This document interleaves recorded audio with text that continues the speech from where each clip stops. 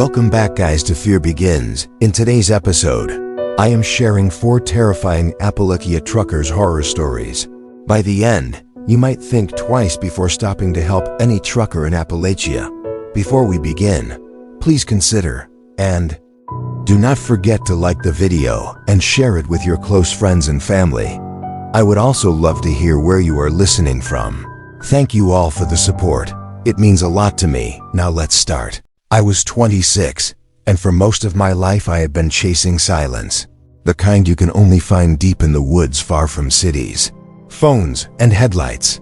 So when I found a small cabin tucked between 2 moss-covered ridgelines in the heart of the Appalachian, backwoods miles from any paved road, I did not hesitate to rent it out for a long overdue solo escape. The place was owned by an older man named Ren who barely spoke, but his eyes told me more than he ever would. He handed me the key with a stiff warning. "Don't go wandering past the 3rd ridge after dark," he said without explaining why. I gave him a half laugh and nodded, assuming it was just local superstition.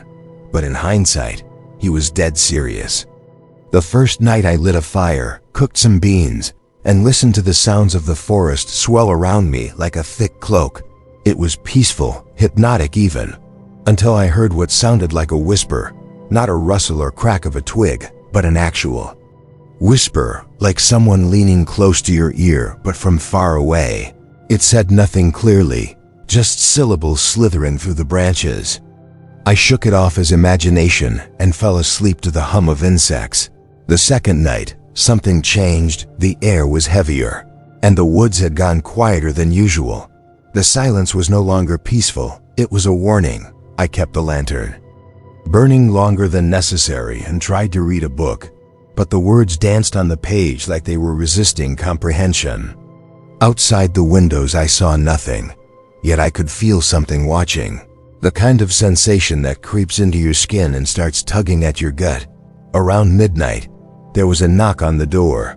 Not hard, not violent, just a single knock. Slow and deliberate. I froze, waited. Then another knock followed 2 this time, then 3. I grabbed the old hunting rifle the owner had left hanging above the fireplace and yanked open the door. There was nobody there, just empty woods and cold air that smelled like wet leaves and something foul. I slept with the rifle next to me that night, or I tried to. The whispering returned around 2 a.m., and this time it was closer, circling the cabin, pressing against the thin wooden walls like sound-made flesh. "They're watching you," it said, clear as glass. I shut my eyes and repeated my name over and over like a mantra, desperate to ground myself in reality. By the 3rd day, the shadows outside had taken on shapes I did not recognize, tall, narrow figures that stood just beyond the tree line, unmoving, unblinking, like carved totems meant to ward off the living. I started to wonder if I was losing time. I found myself waking up in different places in the cabin that I remembered falling asleep in. My boots were muddy even though I hadn't gone out, and pine needles were scattered across the floor inside. One morning I found the front door wide open, and a dead squirrel laid on the welcome mat with its eyes gouged out, the skin carved with crude patterns that looked like stick figures holding hands. I tried to leave that day, packed my bag, threw everything in the car, but the road I came in from was gone, replaced by trees too thick to drive through. I doubled back, thinking I took the wrong turn. But the cabin was there again, like I had never left. I walked the perimeter, left markers on trees, yet I always ended up back at the same spot. The woods had closed in on me. That night everything snapped. I was eating when the whispering started again. But this time it came from inside the cabin, from the attic above me, slow, deliberate scratching followed by childlike giggles. I had not even noticed there was an attic before. The entrance was a small square in the ceiling with a pull string. I had ignored until then. Against every ounce of logic I pulled it. The wooden stairs creaked down like bones bending in protest. I climbed up with my rifle trembling in my hand. The attic was pitch black, the only light coming from the lantern below me. But in the center of the room was a small wooden rocking horse moving back and forth slowly, there was something sitting on it, something small, pale, and wrong. It turned its head toward me, and its face was my face. Not similar, not distorted, it was exactly me, eyes wide, mouth open, silently mimicking my own horror-stricken expression. I fell down the attic stairs in panic, dropped the rifle, and crawled backward into the main room as the whispering turned into laughter. Dozens of voices layered over each other, high and low, male and female, surrounding me. I barricaded the door with furniture, though I knew it would not help. I started reciting anything I could remember, from prayers to nursery rhymes, and then the whispers stopped, everything stopped. The silence returned. But this time, it was worse than the noise, like the whole world held its breath. A hand reached out from under the couch, pale, bony, and soaked with sap, grabbing my ankle. I screamed and kicked, scrambling back toward the kitchen. I threw salt. Why? I don't know. Maybe from old folklore, and the hand retreated instantly. Hissing like steam, I took that as a sign and started circling the entire house with lines of salt from the pantry, whispering desperate apologies and begging whatever was there to leave me alone. It did not. I began seeing them in the reflections, in the window glass, in the polished kettle, even in the blade of my knife, those things that looked like me, but not quite right. Too long, too stiff. Eyes always staring, never blinking. The next night, they came closer, scratching at the windows, rattling the doorknobs, and I saw their shadows slip across the floor, even though the doors were shut. I do not know when I fell asleep, or if I ever did, but when morning came, the woods had changed again. The fog was thicker, the air cold, despite the season, and the front yard was covered in footprints, bare, human-shaped, but with 6 toes. Each, they formed a circle around the house, unbroken. I stayed inside. Days blurred together, the food ran low, and the firewood rotted as fast as I could burn it. Mold grew on everything, even the ceiling, even the inside of my bag. I started hearing voices call me by name, my real name, the one I had not told anyone in years. That was when I knew I would not leave unless they let me. On the 7th night, everything went quiet again, and I saw them, all of them, standing at the edge of the woods in perfect rows, dozens of them, each one a mirror of someone I knew, my brother, my mother, old teachers, a girl I once loved, faces I recognized twisted into wooden smiles. They were not people, they were things pretending to be people, and they wanted me to become one of them. I had a choice: stay until I was hollowed out and turned into a shell like them, or burn the cabin down with me inside. I chose a third option. I ran into the woods. No flashlight, no map, just instinct. I ran for what felt like hours, tripping, bleeding, screaming at nothing, until I finally collapsed near a dried-up creek bed. The sun had risen, the spell was broken, and behind me, there was nothing, no cabin, no footprints, no shadow people, just woods. I do not know how I found my car, or how I drove back to the nearest gas station, with no memory of the roads I took. But I got out. Somehow I told the sheriff what happened, and he just nodded slowly and said, "You're not the first, son, but you got out, most don't." They sent someone to look for the cabin and said it never existed. No property under that name, no man named Wren, nothing, but I remember it. Every second, every whisper, and every face. They are still out there, waiting, watching, wearing the faces of the ones we trust. And if you ever find yourself in the deep woods of Appalachia and feel like the trees are leaning in too close, turn back. Do not listen to the whispers, because once you do, you are already part of them. I grew up in the Appalachian foothills of North Carolina. In a forgotten corner, most folks only hear about when someone goes missing, or when an old ghost tale gets retold at a bar after dark. My name is Ethan, and for most of my life I thought I knew every back road, every whispering tree, and every shadow the mountains could throw at me. But I was wrong, dead wrong. It was the fall of 2014. I was 28 and working for the Forestry Service. My job had taken me deep into the Pisgah National Forest for a routine inspection of an abandoned ranger outpost that had not been used in over 30 years. Some bureaucrat had flagged it for demolition, but first we needed to catalog what was. Still standing, I was alone, because the site was remote and deemed inactive, and I figured it would be an easy overnight stay, in and out, no big deal. The place was at the end of a service road, so unused it had practically vanished under brush and roots. I parked my truck half a mile out and hiked in with my pack. By the time I got to the cabin, it was late afternoon. The sun starting to dip low behind the ridge. The outpost sat crooked, like the mountain was trying to swallow it. The wood was gray. The roof half collapsed, and the front door hung open like a lazy jaw. I stepped inside and was hit with the stale scent of rot, dust, and something metallic. Underneath, I figured some animal had crawled in and died.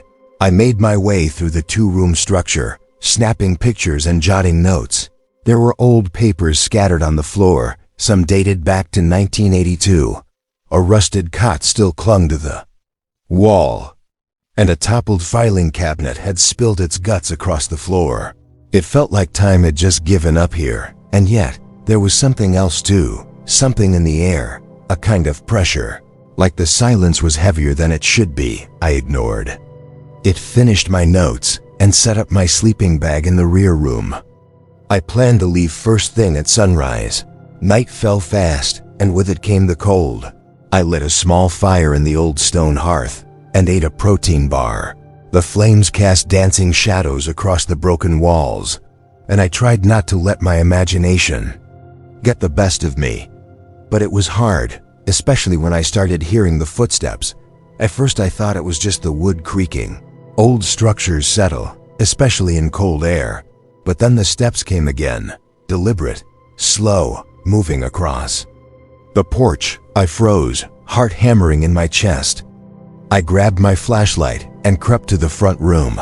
But when I swung the light out the door, there was nothing, just the forest. Black and endless. I closed the door, wedged a chair against it, and tried to laugh it off. Maybe a raccoon, maybe wind. But deep down I knew better. The rest of the night was a blur of uneasy dreams and strange sounds. Tapping on the window, whispers in the wind, a deep, rhythmic thumping that felt like it came from beneath the floorboards. I should have left right then and there. But morning came, gray and thick with fog. I packed up fast, eager to put the place behind me. But as I stepped outside, I noticed something that made my stomach twist. In the damp earth, just past the porch, were footprints. Barefoot, wide and deep, too large for any man I knew, and they circled the cabin. Twice, I did not wait. I hiked back to the truck without looking back once, drove straight to the station and filed my report. But I left out the footsteps, the noises, the feeling. I told myself I had imagined it. Stress, isolation, maybe bad dreams. Weeks passed, and I tried to forget. But then I started dreaming of the cabin, over and over, each time a little different, each time darker. In one dream, I would see myself sleeping, while something stood over me, tall, hunched, its skin pale and stretched, its eyes black and dripping. In another, I would hear it whisper my name in a voice that sounded like dry leaves scraping together. I started waking up with scratches on my arms, bruises I could not explain. My friend said I looked pale, tired, withdrawn, and I could not deny it. I felt like the cabin had followed me home, like something from that place had found me. I moved apartments, got rid of all the gear I had taken on that trip, even changed jobs, but it did not matter. It was inside me now. The dreams grew worse. Sometimes I would wake up screaming, and neighbors would bang on my walls. One night I found mud in my bed, thick, black mud like from the forest floor. I had no idea how it got there, unless I had brought it myself in some sleepwalking days, or unless something else had. Then came the phone call. It was from a number I did not recognize. I answered and heard static, then a voice, low, raspy. It said only 2 words, "Come back." I dropped the phone, smashed it with a hammer, but the calls kept coming. Different numbers, different voices, always the same message.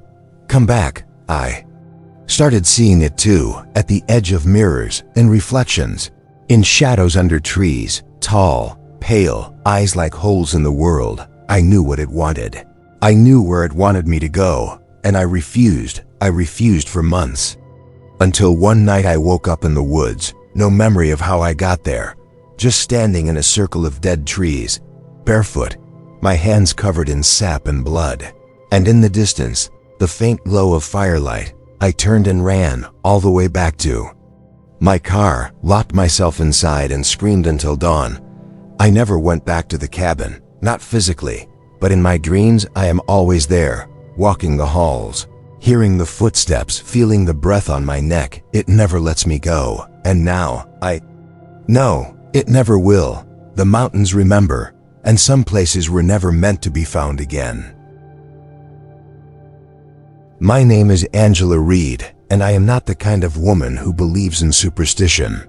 I was raised in a small town on the Virginia side of the Appalachian Mountains, where people still hang horseshoes over their doors and pour salt at the thresholds. But I always thought that was just old stories, old habits. Things carried over from the people who came before, until the summer of 2017, when I learned that not all of those stories are just stories.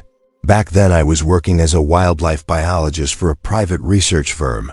We were conducting an environmental impact study near Grayson Highlands, a stretch of land known for its dense trails, isolated valleys, and patches of untouched forest that feel like they have never known a human footprint. My team had a base camp just off a trail that cut near an abandoned settlement. Locals called it Briar Hollow, though the name never appeared on any modern maps. The place had been empty since the late 1950s. Some said disease wiped it out. Others claimed everyone just up and vanished. We dismissed it as folklore, romanticized, rural tragedy, but from the moment we got there, something felt wrong. The forest around Briar Hollow was too still. No birdsong, no insects, just silence that pressed in like fog. We found what was left of the town a mile beyond the trail. A row of collapsed cabins, rotting fence posts, a church that leaned like it was praying too hard. The air was thick and bitter, and the ground seemed spongy underfoot. I remember feeling dizzy as we walked through, like the place was tilting under me. My colleague Mark joked about ghosts and curses, but I did not laugh. I could not with the way the trees leaned inward like they were listening, or the strange symbols carved into the bark of almost every tree in a perfect ring around the settlement. It was like the forest had marked the town, or maybe warned against it. I took samples, snapped photos, and we moved on that night at base camp. I could not sleep. The forest was loud now, too loud. Branches cracking, dry leaves rustling, what sounded like distant laughter echoing faintly through the trees. I told myself it was just deer, maybe coyotes, but my stomach stayed knotted tight. The next morning Mark was gone. His tent was still zipped, his pack untouched, but he was nowhere. We searched for hours, called the rangers, filed a report, but deep down I knew he was not coming back, not really. I found tracks near the edge of the tree line, barefoot, small, almost childlike, but the stride was too wide, too long. Whatever made them was moving fast, and it was not Mark. We were ordered to shut down the study and pack up. But I stayed behind, told myself I needed closure. Truth was, something inside me had changed, like a string had been pulled tight inside my chest, and I could not let go. I hiked back into Briar Hollow alone, armed with my camera and a sidearm. I had never used outside a range. The town was exactly as we had left it, except now the air buzzed, like a low electrical hum buried in the soil. I stepped inside the old church, and the first thing I noticed was the floor. It was covered in scratch marks, not like claw marks, but patterns, spirals, symbols, circles overlapping circles at the front of the room. Behind what remained of the altar was a wooden door I had not seen before. It was small, maybe 4 feet tall, and bound with rusted chains. The air around it was cold, unnaturally cold, and as I stepped closer, my breath began to fog. I raised my camera, but the lens cracked in my hands. just shattered without warning. Then I heard it. A voice behind me, high and soft, like a child's voice humming a lullaby. I turned, but there was no one there, only the church, empty, still, except now. The door was open, just slightly, just enough to see the black beyond it. I ran out of the church, through the hollow, back to camp, but the woods had changed. The trail was gone, the trees closer, thicker, the symbols carved deeper. Bleeding sap that smelled like rust and meat. I stumbled for hours, until finally, I found my truck, drove blind through the mountain roads. Shaking, cold, when I got to town, I could barely speak. I told them Mark had vanished, that the site was unsafe, cursed even. No one believed me, not really. But they closed off the trail anyway, for safety. Months passed. I quit my job, moved 3 states away.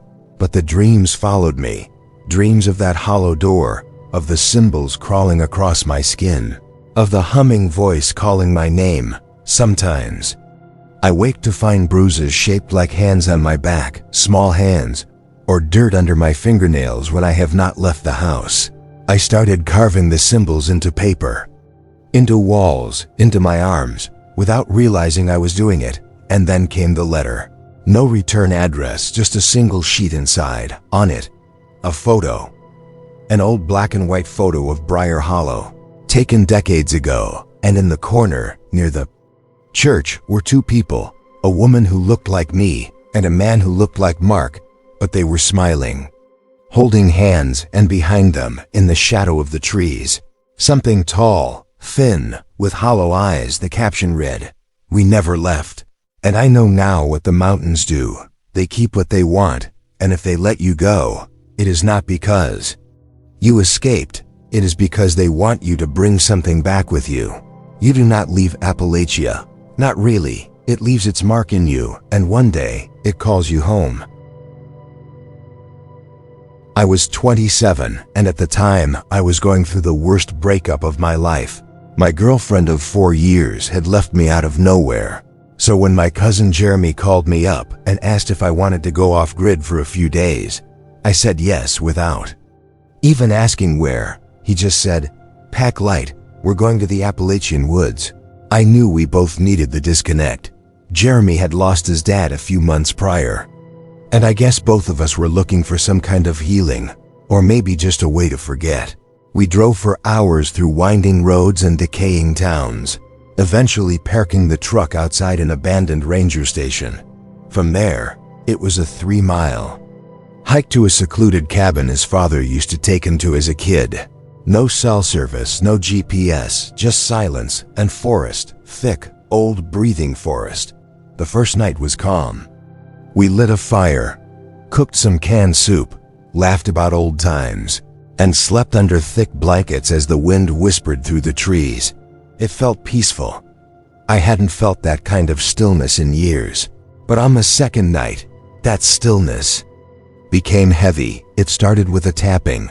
Just after midnight, I was half awake, listening to the crackling of the fireplace, when I heard 3 soft taps against the cabin wall, like fingers long, bony fingers. I sat up and looked at Jeremy.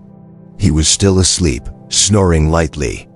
I brushed it off as a branch, but I could not shake the feeling, like something was standing just outside, watching. The next morning, I asked Jeremy if he heard anything strange. He shook his head, but his eyes lingered a little too long. That day we went hiking deeper into the woods. Jeremy wanted to find an old fire tower his dad had shown him once. It was half collapsed, covered in moss and vines, and the air felt wrong, like something never wanted us here. I whispered. Jeremy nodded silently. Neither of us spoke much on the walk back. That night, the tapping came again. But it was not just on the wall this time. It circled the cabin, taps against wood. Soft scraping at the windows, a low hum in the wind that did not sound like wind.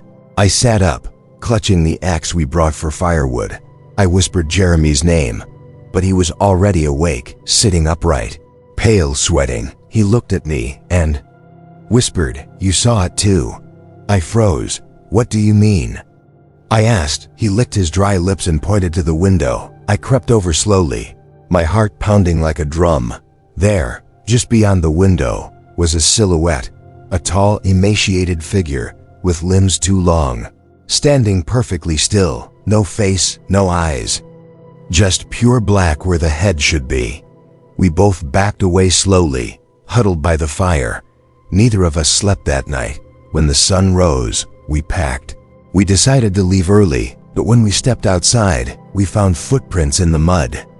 Bare feet, but twisted, as if the ankles bent inward. The prints circled the cabin again and again and again. We began the hike back to the ranger station, but the woods looked different, darker, wrong. The paths were not where they were before.